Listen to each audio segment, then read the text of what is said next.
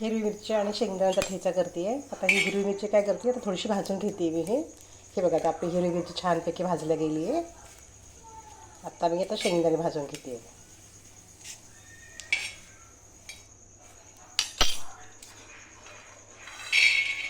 शेंगदाणे आणि लसूण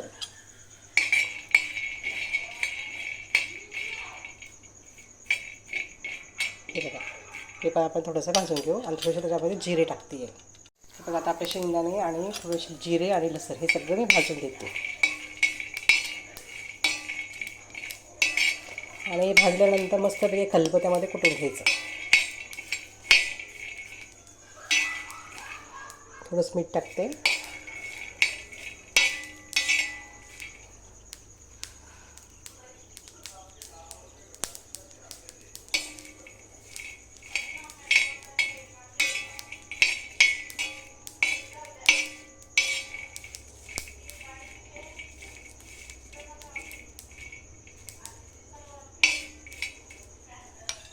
आता हे सगळं मी आता खलबत्त्यामध्ये थोडंसं त्यात कुटून घेते।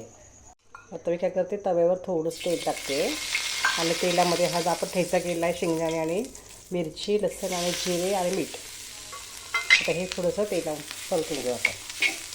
बघा किती सुंदर झालं आहे।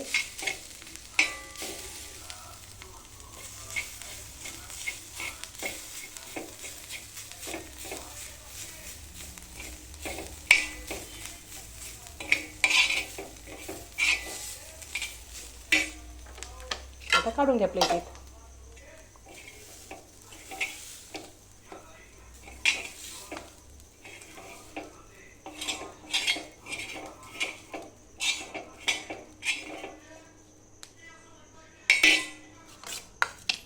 हे बघा किती छान झालं आहे।